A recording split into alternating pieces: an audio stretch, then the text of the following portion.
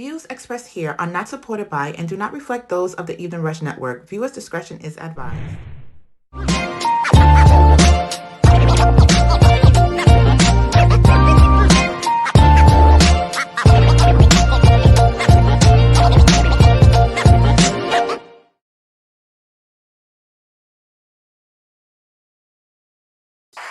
Yes, sir. We are back.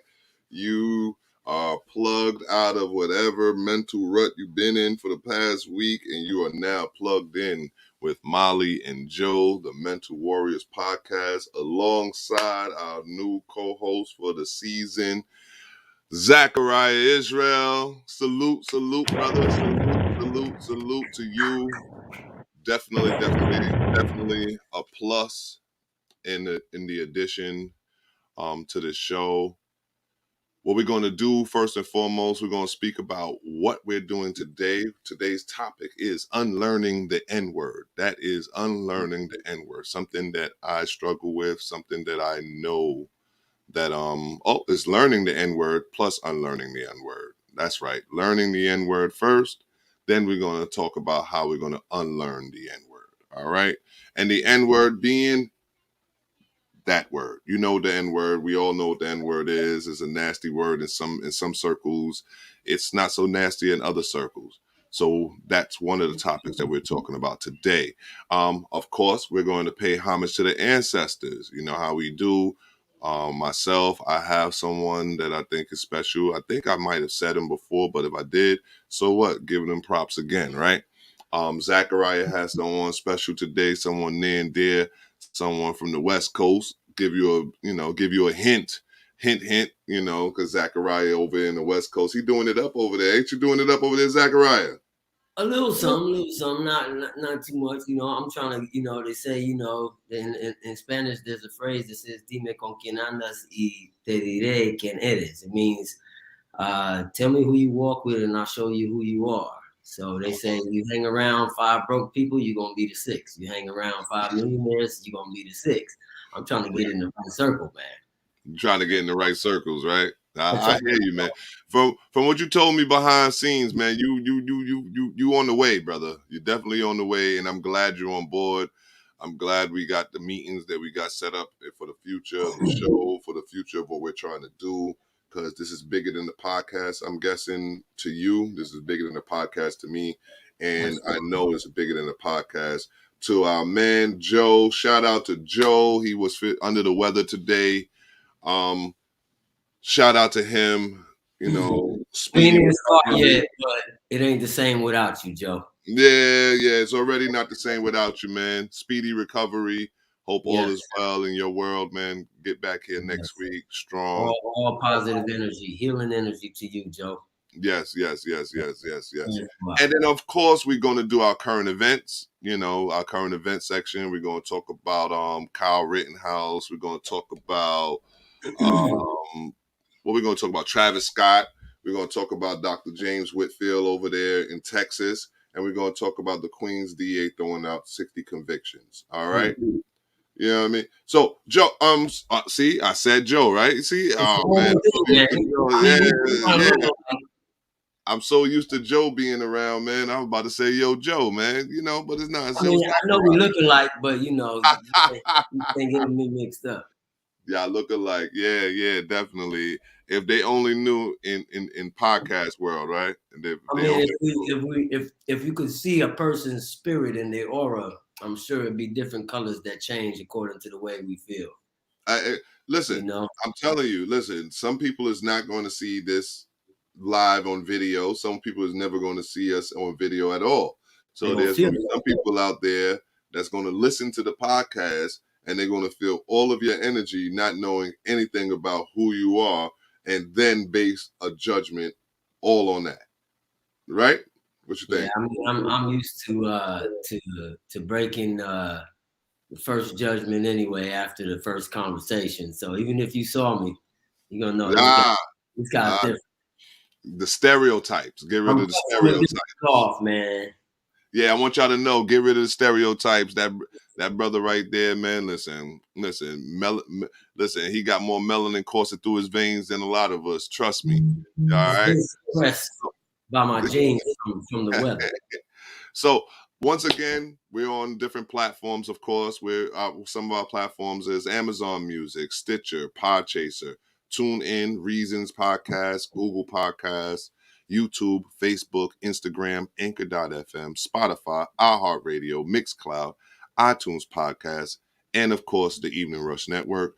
And also you can download the Evening Rush Network app, available on both Android and Apple. Okay. Are we still on Zeno FM?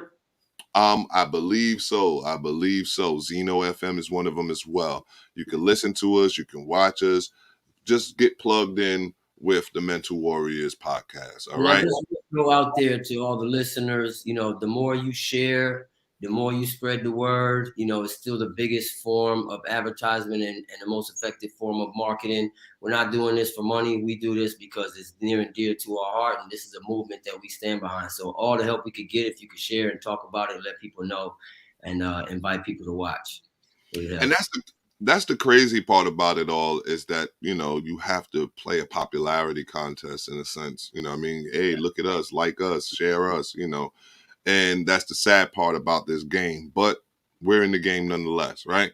So as we always do, we speak about a little bit about sports, you know, because we're really about the mental. So, but sports give us a you know, a way to lay back and whatnot. The Evening Rush Network said, "What's good, family? What's going on over there at the Evening Rush Network?" Shout out to you guys over there.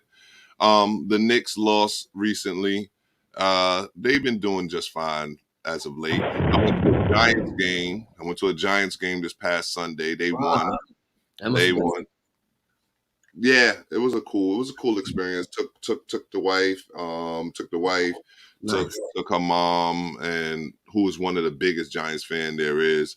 So it was a cool experience and whatnot. But that's my sports for the week. So let's dig into what we're here for. You know what I mean? We're here to pay homage, we're here to give respect to the culture and whatnot. So first and foremost, we're gonna pay homage to our ancestors. Zachariah, who you got today, brother?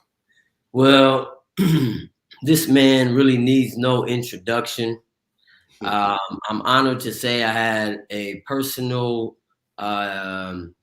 ongoing encounter with him through one of my first jobs at Can-Am Recording Studios in Tarzana, which is where I happen to be right now, ironically.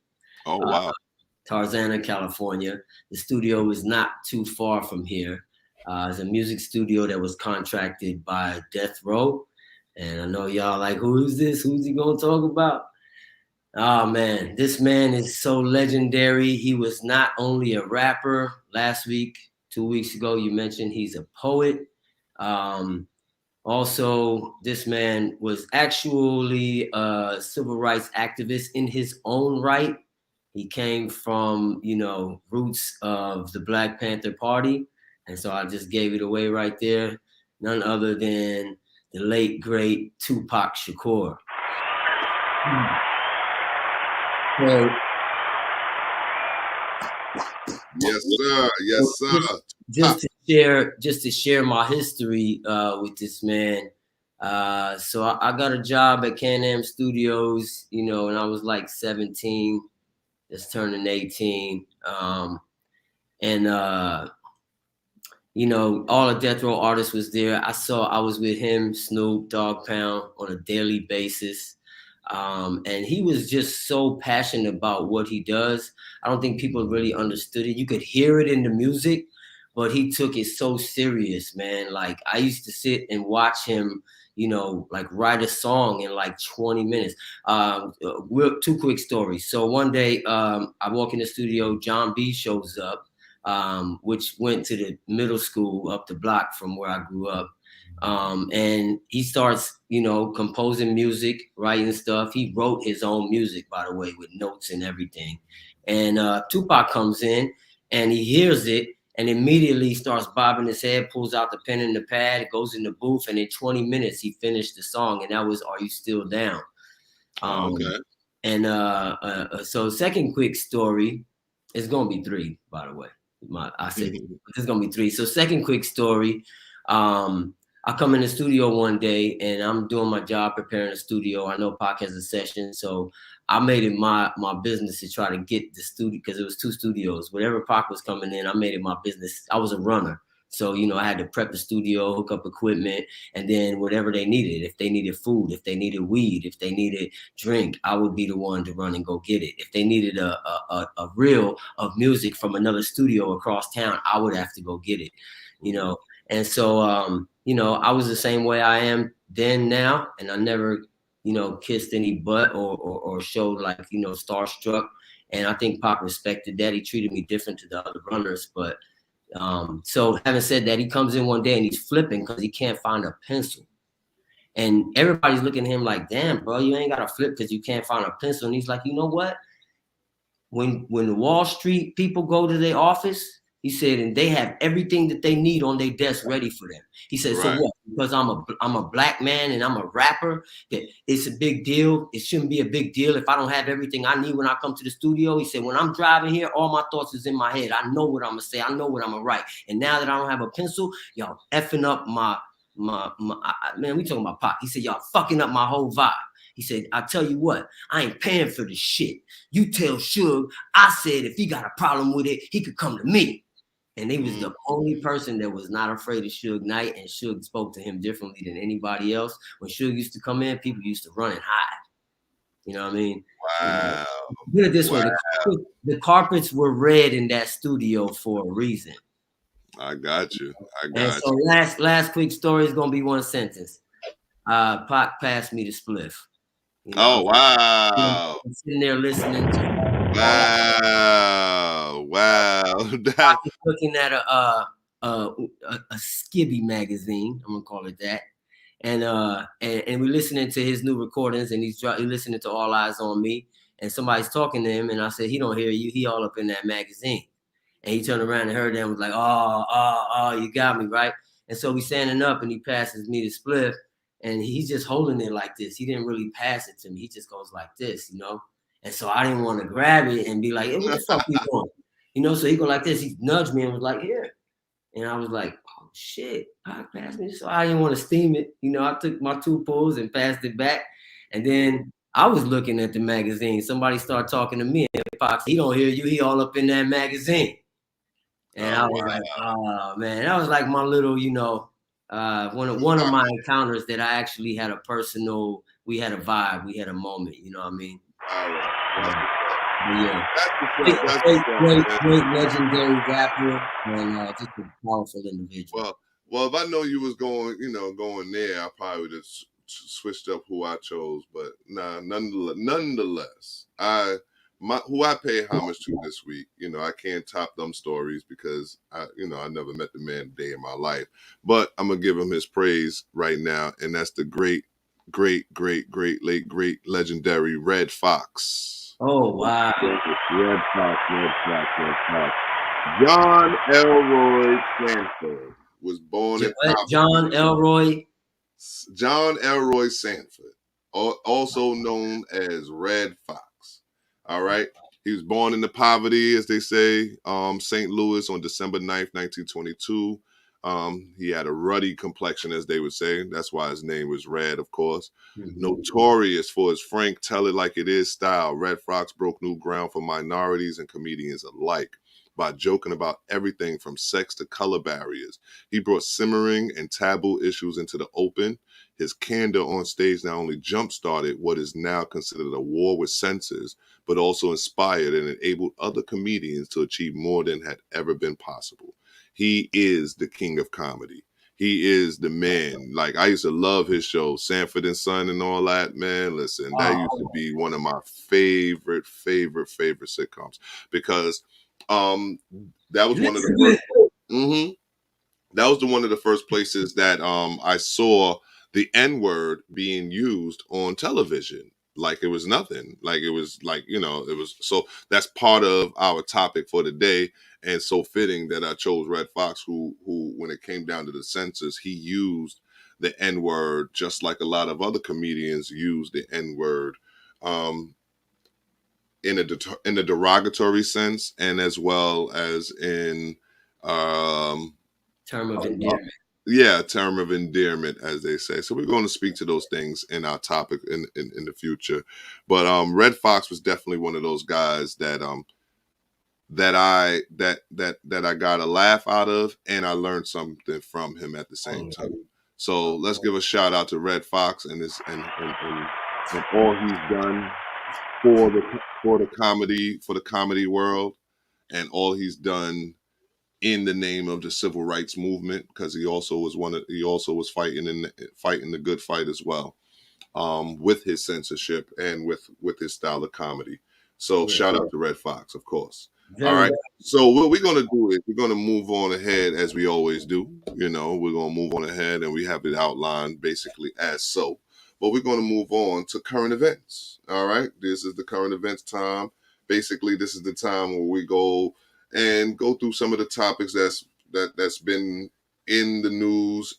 Whether it be locally, whether it be nationally, whatever it is, it's going to touch on some of the things that we find important for our cause, for what we're trying to tell our people. All right. So today, first and foremost, what we got is the Queen's DA throws out 60 convictions due to lying cops.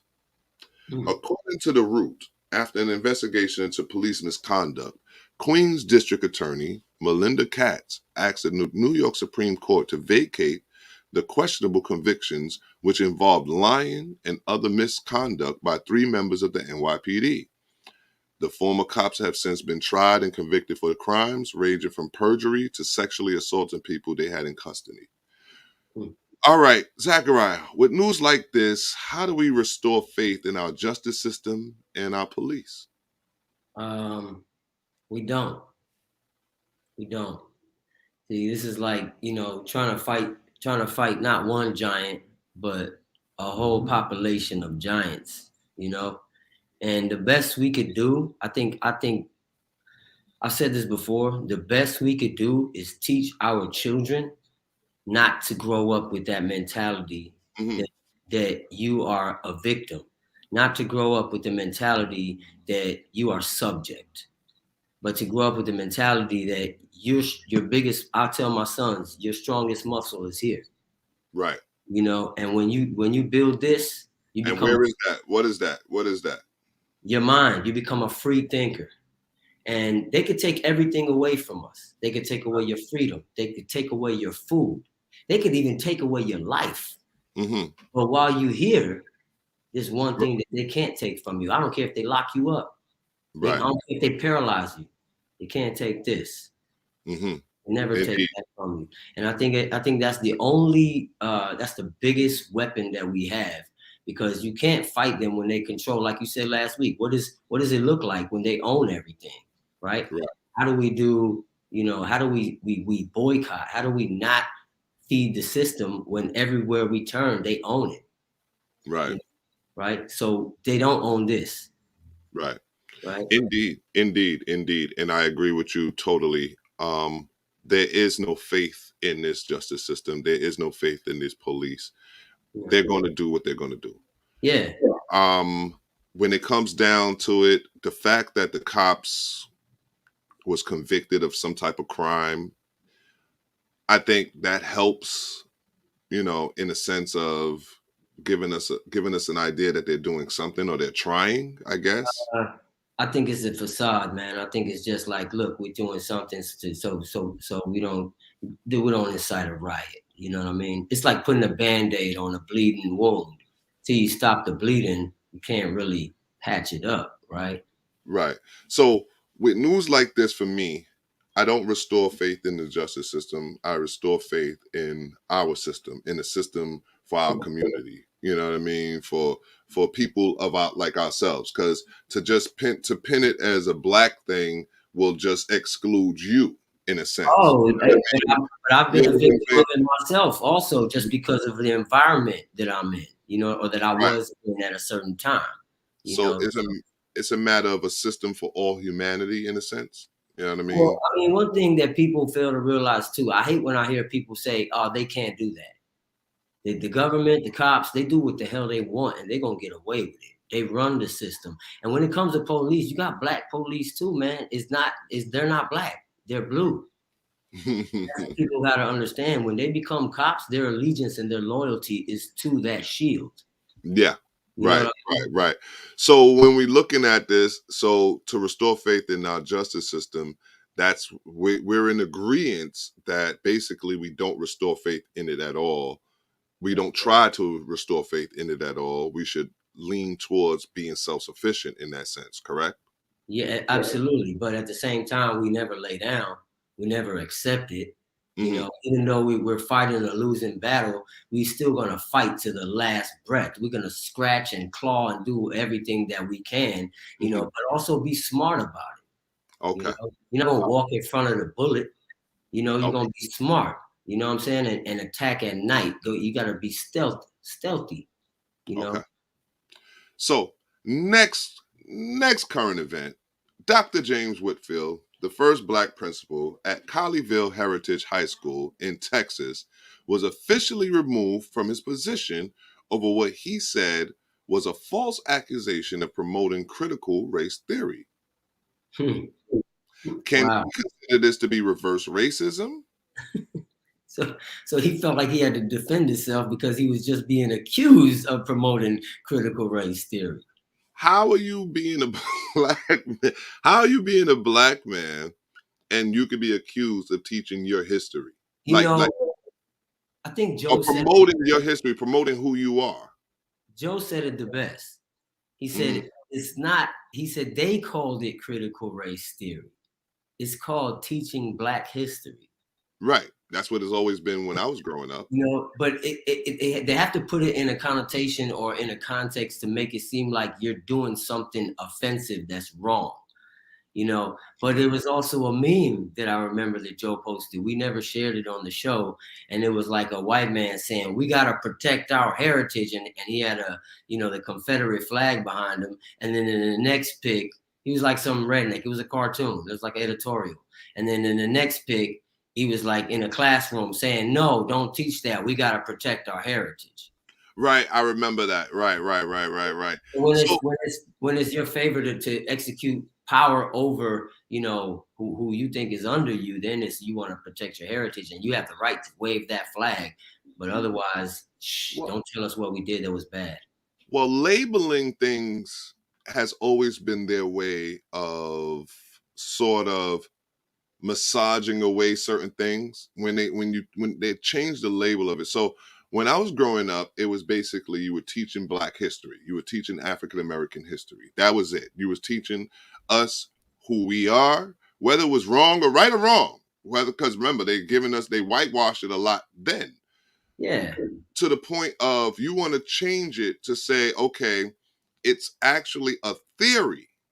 Look, it's critical race theory. So when you say a theory, that's when you're saying, okay, you could play with it now. You're playing with words now. You understand what I'm saying? It's not factual. It's just a theory that people came up with, how things went, how things were, how things are projected. Correct? And we're talking about a people that plays the word game so well that they've been brainwashing us since our youth, and we go for it. You know what I'm saying? Right. And so what we're talking about here, they're calling it critical race theory. Don't forget the first two words. Like you want to leave out the word black, you want to leave out the word history, right? And it's all critical race. Because when I first heard it, I was like, okay, what are we talking about? Until I start looking it up and reading articles and stuff. But you know what the thing is? It's no problem when you use the word black, when you promote a phrase on mainstream media that's called black on black crime. Right. White on white crime. Why not just based on another race crime? Why not just get right to the point? You know what I mean? It's black history, like it's been. It's to create a mindset, of inferiority. Someone wrote in, it says, not just about history, it's about systemic design to keep blacks oppressed, and our actual history details the development of those systems. That's right. Okay. All right. Because just even making the name critical race theory is an example of such things, because it's the same what they did with the math when they said common core math, instead of it just being math, you know what I mean, the way we, you know, mathematics, the way we put it, you know, put it out there. No, we're talking about, you know what I mean, we're talking about common core as opposed to math, critical race theory as opposed to black history. That's right. Both of those things is just them playing with words. That's my thing. It's to tiptoe around it and not Right. address it. Right. And I would I like to invite that person that commented to call in. We'd love to hear your take on some of these topics. Yeah, you can always call in 929-441-2417. That's 929-441-2417. Thank you very much for your input. All right. So next topic, real quick, is this one's real quick. It's more comical than anything else. But Kyle Rittenhouse. All right, the young man, the young man who was in Illinois. Was it from Illinois? Where is he from? I believe so. Where's he from? Yeah, he's from Illinois. He went over into Wisconsin last summer during the Black Lives Matter riots and the such, and he was supposed to be going over there to defend the stores. Yeah, you drove all the way in with your assault rifle. Right. We all know the story. We all know what's going on. So we all familiar with what's going on. And the trial is going on right now, which actually I think they wrapped it up. I think the defense rested today. And I don't think it's looking good, bro. I think he's going to get off. Because not only is the judge in cahoots, like the judge, he's sticking up for him in the trial. Like, don't you know better? Yeah. Like smashing the prosecutor. You know? Wow. This guy put on the act of his life, crying on the stand. What did you see it, man? I'm talking about that one. Point, like, you know, in the movies they give the boxer the blue Gatorade with the extra strength in it. They probably gave him something to make him emotional so he could cry hard. Man, you know? Listen, bruh. He wasn't even. It wasn't a tear even dropping. It was all kinds of Yeah. Man, listen. He was just doing some acting. He was just trying to show some remorse so that he could get over on the jury. And I don't know. The way the judge was talking, it looked like he gonna get off, man. Yeah, that's what I say, man. I got the same vibe, and going back to, you know, losing faith in the system. I lost it a long time ago, and this is just another example that when I was watching it, I was like, I gotta change the channel. Yeah. And last but not least, for our current events for the week, tragically, Travis Scott concert over there in Houston, because I think he's from Houston, I believe. At least 8 dead and many injured after a crowd surge at one of his concerts. That, you know, things happen, you know, it's a big crowd. Be safe out there when you go into these things, these events and whatnot. Try to have some self-control at the very least. If you see something dangerous, try to get up out of there. But what the question that comes to mind when you look at such masses and whatnot, in such ways that the artists can get in, can touch the masses. What control does hip hop have over the masses, bro? All right. Again, I might get too deep, man. But Mahli, you know, I was in the game, man. I worked in studios starting out, like I told you, with Pac and Snoop. I came out here. I had songs on the radio. I did a song with Rihanna and T-Pain. Never met them. Had radio play. Did shows up and down the East Coast. I've been invited to VIPs. I've been invited to that back room with the red lights and, you know, the risque mask and the naked people walking around. And I left, you know, and after that I saw things change. Like I wasn't invited anymore.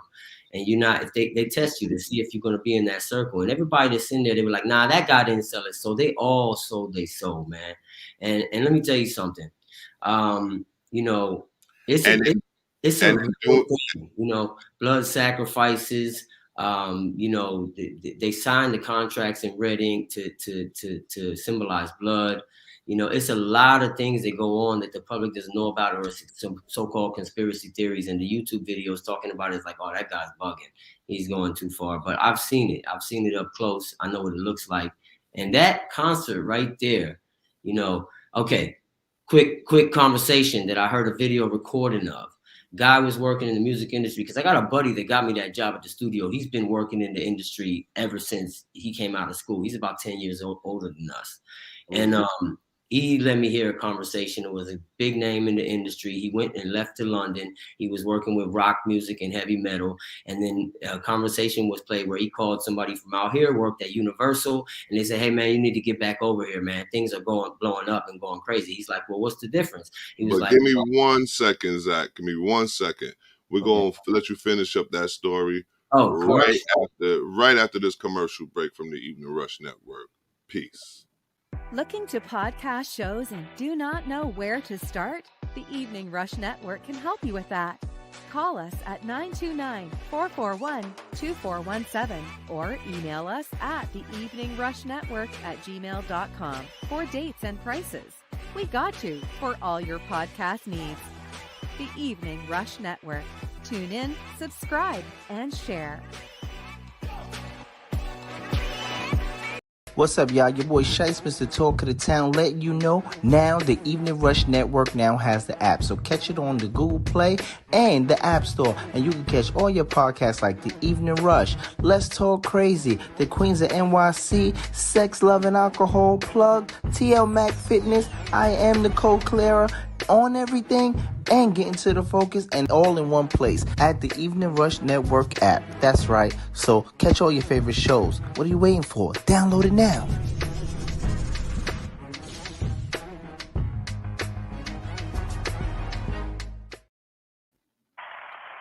All right, and we are back. Shout out to the Evening Rush Network, of course. And of course, we are sponsored by none other than Baller. Big Apple Leadership Academy for the Arts. That is the place you want to send your child if you're in the Big Apple area, specifically Brooklyn right now. We're going to try to expand out to the other boroughs. We're going to try to expand out to the nation. We're trying to get Baller South going on something. We're trying to get Baller West Coast. We're trying to get it everywhere. Trying to put the template up there. We're also on Instagram at PluggedMJ, at PluggedMJ. Okay, so back to what we were talking about previously to the commercial. Travis Scott. Okay, what control now? As you're wrapping up what your story is and whatnot, I need you to lean over to. They are getting the artists are being controlled. So in the artists being controlled, hip hop is being controlled through the artists, correct? I mean, the people are being controlled through the artists, correct? The people are being controlled through the artists and the music itself. That's what the story is speaking to right now. But before I even jump back in, I'm going to say we now return you back to your regularly scheduled unprogramming. I forgot about that one. Yeah, you got to write that in. So this conversation took place between these two industry insiders that work, you probably read their names on the credits of a lot of albums, in hip hop, rock and roll, and also heavy metal. And that's where it started first. If you remember when we were kids just coming up, heavy metal music was labeled as the devil worshippers music, and they used to play it backwards, Led Zeppelin, and they used to have phrases in it and stuff. Well, the conversation went like this: hey man, you need to get back over here. And he's like, okay, so what's the difference? He's like, I've been in UK for 6 years. He's like, well, you need to get back over here, man. And he was like, why? What's going on? He was like, well, we got control of rap music now. He's like, ever since rap music came out, he's like, now we're using rap music. And he's like, so what's the difference though? He's like, why rap? He's like, because now we can get to an audience that we never could touch with rock and roll and heavy metal. Right? And if you think it's just about the black community, it's not, because more white kids listen to rap music than they do heavy metal. So it's just a matter of mind control. Right. And so he said, okay, well, let me ask you a few questions. He's like, all right, shoot. He said, does every label still have 7 to 13 main A&Rs? He said, absolutely. Every major. has that. He said ever since 2000, the year 2000, Universal and MCA and Sony formed the Trilateral Commission. So that's when they bought out all the other labels. That's when Master P started, losing his owning his own label status, because now he became a sub label. Okay. Right? All and right. then, okay, well, real quick to sum it up. So he says, yes, okay. He says, do they still have a temple room in every main office? Yes. Do they still put gins in the master copy? He said, yes. Is there still a rabbi present? He said, yes.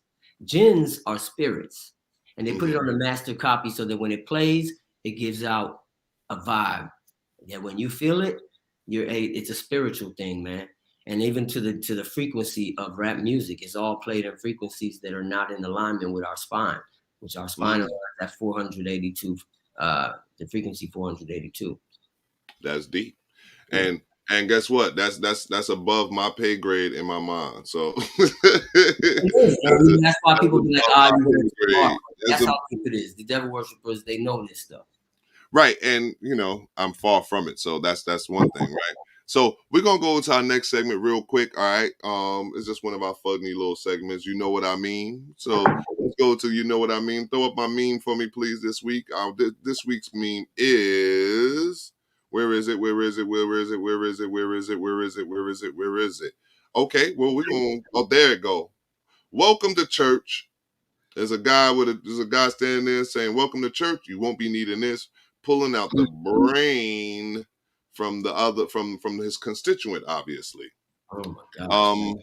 That says it all in a nutshell. So welcome to you. It's how accurate, right? You won't be needing this. Give me your brain. And and I think that's welcome to any organized religion. I believe the same thing. It's to control. It's about control. Yeah. So moving on to the topic of the day. Bum, bum, bum.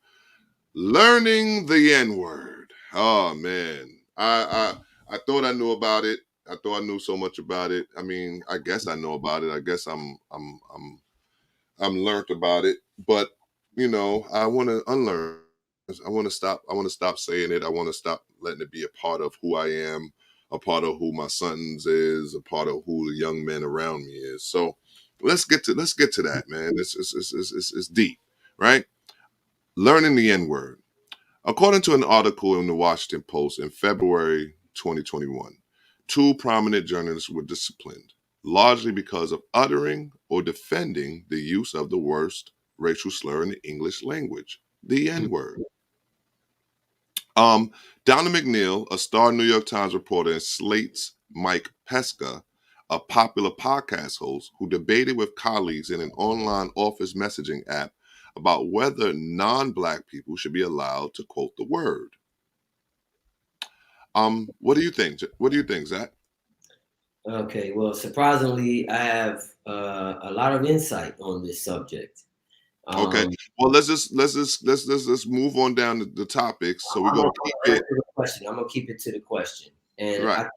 I think no, you shouldn't. First of all, personally, I don't even think Black people should be duped into thinking it's okay to use it, and especially if you're a non-Black person, quote unquote Black, because I don't agree with those terms anyway. It's all part of the brainwash, and now you think it's somebody saying it's okay for you to say it, and for you to not to be ignorant of the history of what it has done and the effects of it and why it's even a thing.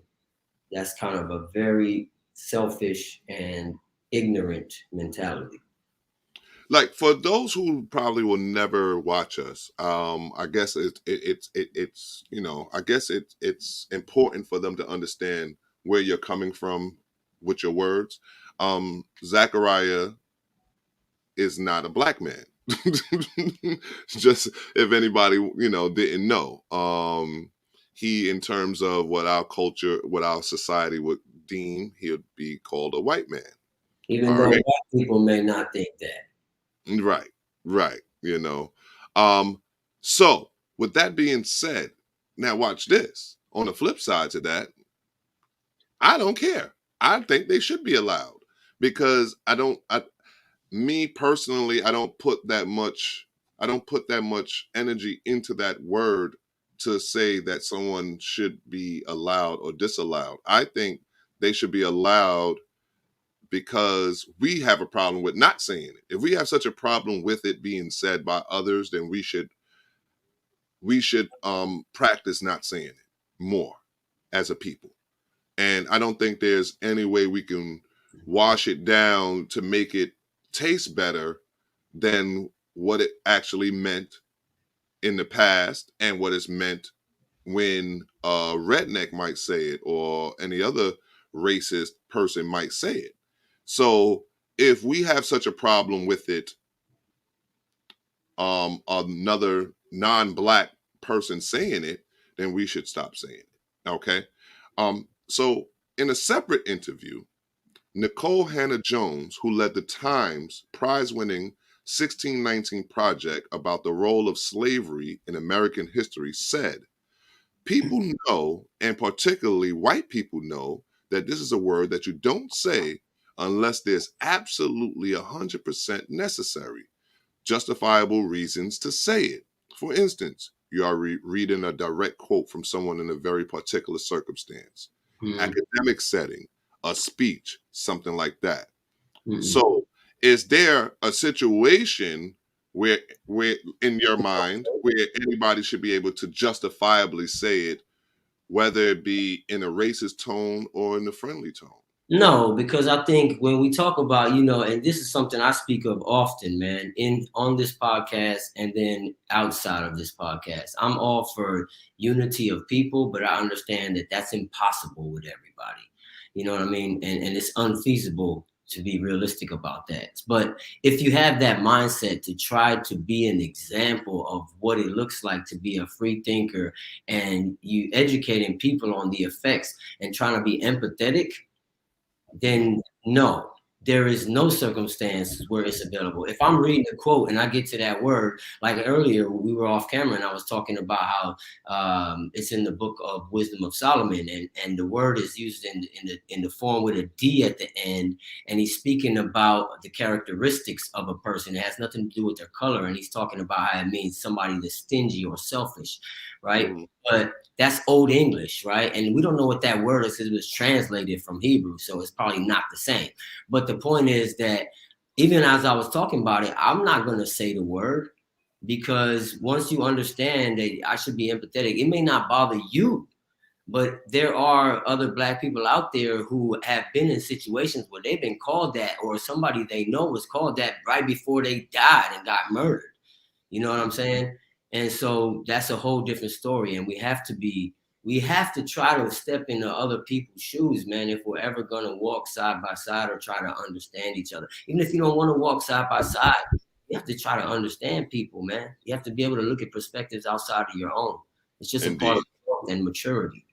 Indeed. And I agree with you. 100% on that one, because I think, like I said, I say in no way should it be accepted anymore. Yeah. I think it's a done deal. Because when you even look at the definition of it, right? When you look at the definition of it, it's just a play on words, right? Because the Latin term negro, you know what I mean? So they said, okay, we're going to call them so they played on it. So nigger, in a sense, isn't necessarily the negative term, but that's something that they were calling us as we were being beaten and done wrong in slavery. You know what I mean? As we was getting beat down in slavery, that's what they called us. That's what that's the term, nothing but a nigger. Like they could have used any word in the dictionary, and it still would have became derogatory, no?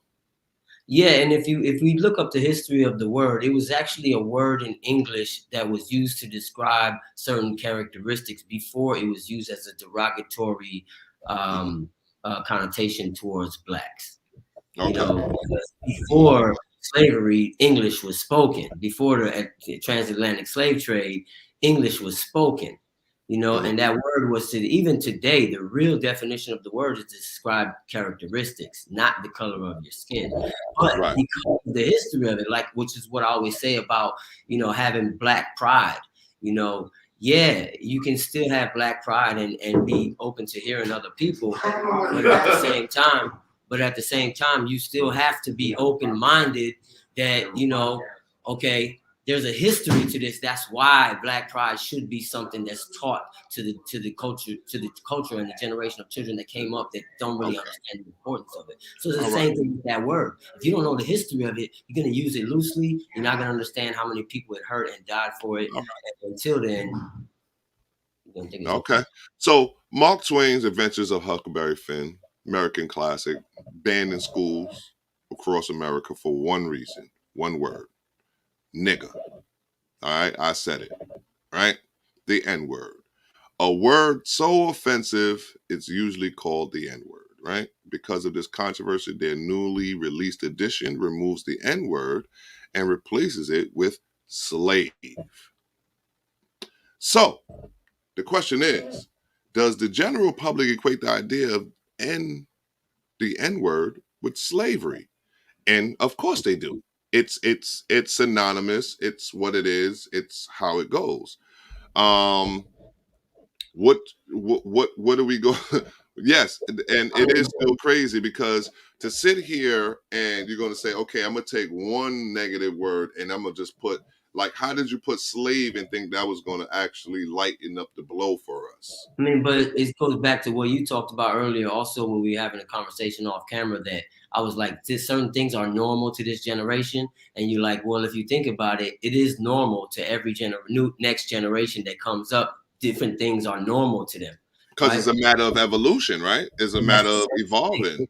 With this word, there's a history behind it, but it's also different to this generation. It's normal to them, and they don't understand the history behind it.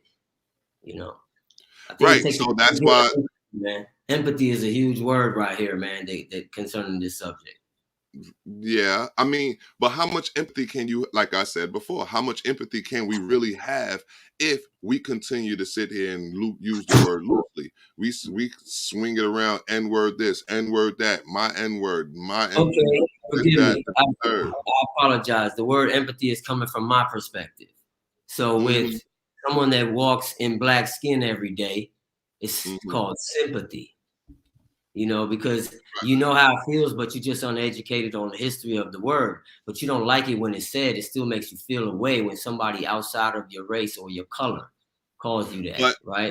that goes into something that we're going to speak to later, because other nationalities are called derogatory terms, but yet that is something that they don't call themselves, and it's something that they do not allow others to call them without seeing them.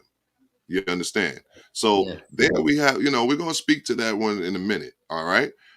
So I have a question. The N word and slave, we said the two terms are synonymous, right? I guess it goes hand in hand. You know what I mean? When a slave, we talk about a slave, we're talking about a nigga, right? We've been taught that. I don't agree. Slavery been going on since way before the transatlantic slave trade. And there were slaves of all color. If you look at the hieroglyphics in Egypt, there were slaves every single color on that wall. There was red, there was white, there was dark brown, there was all different colors, because back then it wasn't about, it was about what family and nation you came from, if you were in power or not. That's it. And you were sold if you were not. That's it. You know, the same with human beings has been going on longer than prostitution. You're right. And so it's not synonymous with slavery. But now when you say it's not synonymous with slavery, so I'm looking at it like this, right? But what is the N word? Is it so what does it trigger in us? So I'm gonna ask myself that question, right? What does it trigger in me to hear if a white man says it to me? I take it back to our time in slavery. So it's not synonymous with slavery, but it could be synonymous with our mentality to take us back to that time, correct? Right. And that's when it was embedded for a negative purpose. Right, because it still allows us to keep that mentality, because like we said, we're still sitting here mentally enslaved as well. And we're trying to take the chains off. That's why we're the mental warriors right now. We're sitting there trying to break the chains of your mind. So am I born a nigga? That's the question I'm gonna ask. Zachariah, can we be born niggas? Like, when you look at us, are we born niggas? Life is based on perception. Like, our reality is based on perception. So to somebody you might be, Mm-hmm. but you should never feel that way about yourself. And Mm-hmm. no, I don't care how you grew up or what environment you grew up in, and you've been called that, or you've only been around white people that are racist, and you've never felt that love or acceptance from any other colored people but your own. You should never feel like that. That's something that was put upon you by the powers that be, for lack Right. of a better term right now. Right. And you know, like I said before, man, if you call a child stupid every day, they're not going to be very bright. And if you get called that word every day, or you think it's okay, and you call yourself that, you know, my teacher used to tell me, and I even heard your father say this, you know, if you think it's okay to just go and urinate behind a garbage can in public, you don't think too highly of yourself. But if you think you're better than that, then you will think more highly of yourself. You will carry it more highly. If you think you a prince, you will carry it like a prince. If you think you will carry it like a king. And if you think you're a slave, you're gonna carry it like one. Right. And to You'll that, be easily manipulated.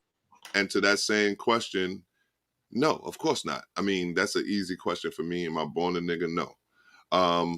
As a black man being born in the ghetto, as they would say, you feel that way. You sure feel that way. You sure feel like you was born one until you open your mind up to the fact that you aren't one.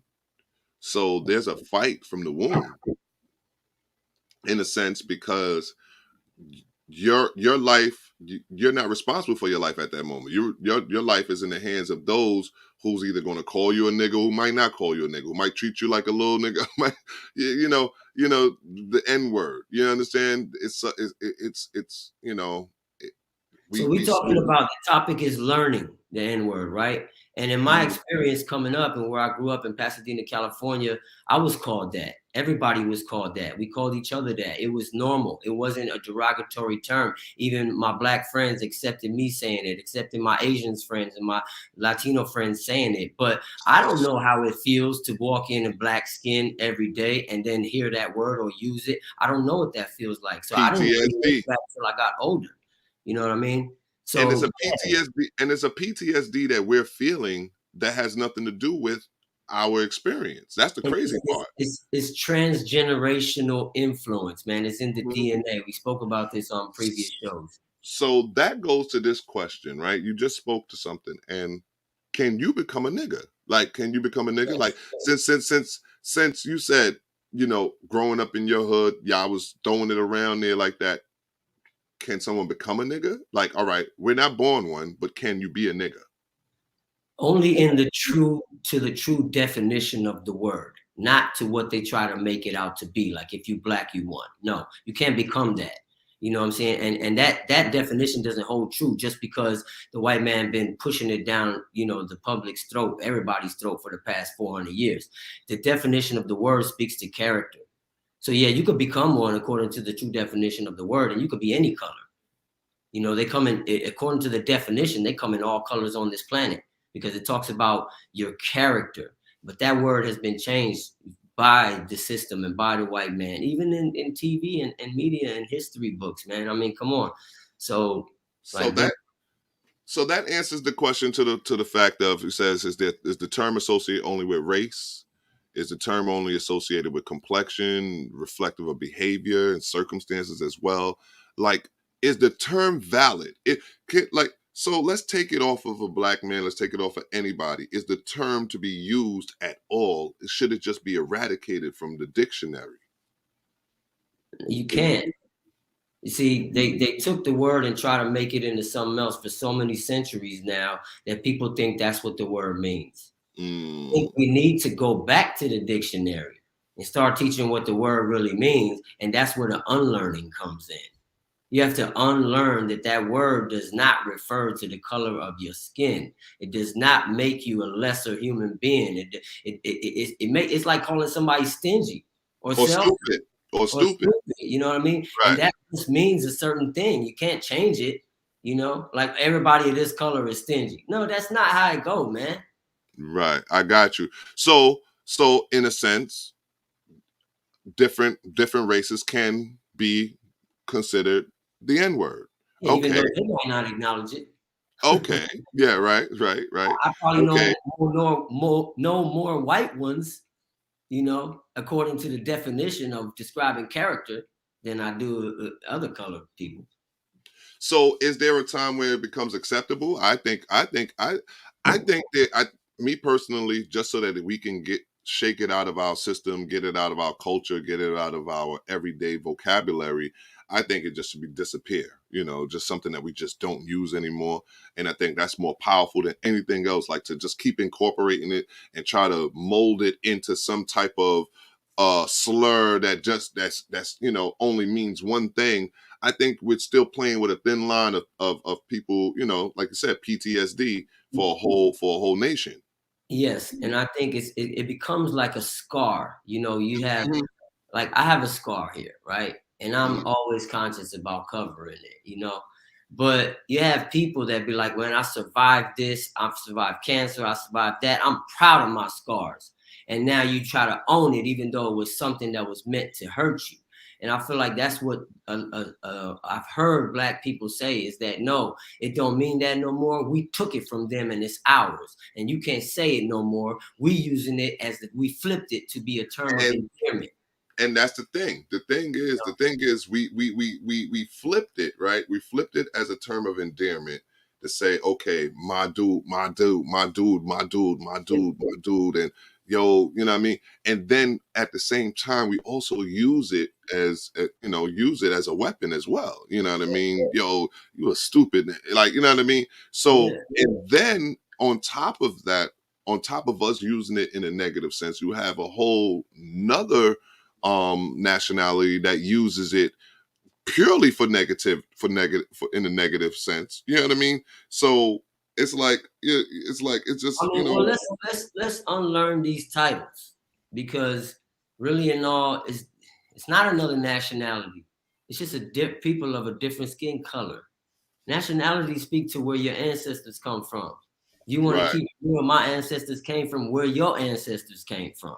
We're Indeed, just so indeed. different from centuries of migration, right? But going back to the topic, man, the word, we've been brainwashed with it for so long. You can't just unlearn it like that. And So it doesn't mean that. you brought up that you brought it up a few times already. Okay, so the question is, how can we begin to unlearn the word? How can we begin to unlearn it, basically? I mean, I'm not the authority to speak on that, and I'm Okay. here. I'm going to begin to try to speak on it. They say that the considering it to be a term of endearment make it less derogatory. No, it doesn't. Anytime I hear it, I cringe now, but still in all, I still find myself saying it. And what I found myself saying, it is more in a derogatory sense than in a positive sense, because I no longer want to consider my man or my brother a nigga anymore.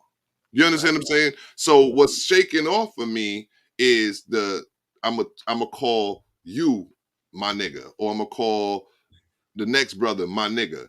But I'll say that's a silly you know what I'm saying? I would say that, you know what I mean, in the same breath. So to take forget the term of endearment, take it away, period. That's my thing. You know what I mean? It don't make it any less derogatory. Yeah, You I understand what think I'm saying? Because yeah. It I says think that that's a step in the right direction, you right. know. And just to share real quick, I mentioned that that's how I grew up. I said it for years until I was an adult. Like I told you, I used to rap. I used to put it in my songs. It was just the way I talked. It wasn't like I was trying to do it. Became a part of me. And it's like, if you ever had a habit and you kick that habit, it takes a certain amount of time before you stop craving that thing. I used to Right. smoke cigarettes and I quit. I knew I made up my mind, but other people around me like, man, you just quit yesterday. You ain't quit. Right, Until you right, put right. time in, and here's a fun fact. It takes 21 to 30 days to break a habit or develop a new one. If you just Mhm. practice something straight for a month, Okay, the okay. human mind is set to break a habit. We have that power. Y'all heard that, my people, my fellow N words. Listen, let's practice that for a month. Let's try to keep that out of our mouths for about a month, and let's see if it works, man. Because I know for a fact that other cultures do not stand for the derogatory terms such as like chinks and spick and kite and what's the Italian one? Isn't it? Cracker Yeah, and, cracker. a guinea. Guinea, yeah, they don't do none of that. You don't hear an Italian, and mind you, the funny part is, it's like what I said. It's if you actually hear them say that, it's actually on and popping. That means like if another Chinese dude called the next Chinese dude chink, trust me, he wants to fight. Yeah. You know what I mean? He wants to fight at that moment. You understand what I'm saying? And but yet here we sit there and just throw it around like it's nothing. We throw it around like it's a toy, and it's not. It's very hurtful. It's very divisive, and it's very painful because it brings back so much memories of why we were called the N word in the first place. You know what I mean? So in unlearning it, what we have to do is stop. I say cease and stop it. Like, let's get rid of the word. Let's whitewash it. Let's do what they do with stuff. You You know what I know, mean? I want to end on this note because I know you know, you can wrap it up after I say this, but we're Mhm. pressed for time. But I think we also have to learn that the effects of what is called today the Willie Lynch syndrome. So Mhm. like when you they were pit against each other, the light from the dark, the kinky hair to the soft hair. They were brought in the house, given food, scraps off the master's table. The other ones got scraps from the animal that would have been discarded. So it was always put against each other that I'm better than you, you ain't better than me. And then they watched the masters degrade them and call them that. And after a while, the house slave basically would think that you on the level of the master and want to call the field slave that. And now this has been carried on for centuries now because it's been a brainwash to put you against each other. So is it really a term of endearment? You know, like you said, in the same breath, you might use it derogatory in a derogatory fashion, and in another breath you might use it as a term of endearment. But this is a centuries long brainwash that if in order to unlearn it, you have to acknowledge those things to say, all right, where did this come from? Right. And we spoke to those things. We spoke to where it might have come. Well, we all know that it came from slavery. It came from something that they figured to start calling us, to peg us as. And now it's just time to unlearn it. Now we learned what it is. We learned, the pain of it and all that other stuff. A little bit of it, because I actually don't mind a part two to this, because this was actually Joe's thought that Joe wanted to bring this topic, and I wouldn't mind to hear what he really wanted to put to this as well. All right. So I don't think that we did a bad job on it, of course, but I also wouldn't mind hearing what's Joe's take on how can we unlearn the N word as well. Because Absolutely. we need all the help in the world to unlearn this word, because I'm telling you, it's a doozy. It keeps popping its head up, and trust me, the wrong one say it to me, it's on and popping. So Uh, with that being said, Zachariah, I really, really, really, really appreciate you being here still, man. I appreciate the Evening Rush Network. I appreciate Ms. Jada John behind the scenes, always keeping us on point with her research and the such. We got a little research team and all that good stuff. I just want to give everybody else a shout out. I want to give everybody else thank you for tuning in. Appreciate all that you've done for us so far. That is Plugged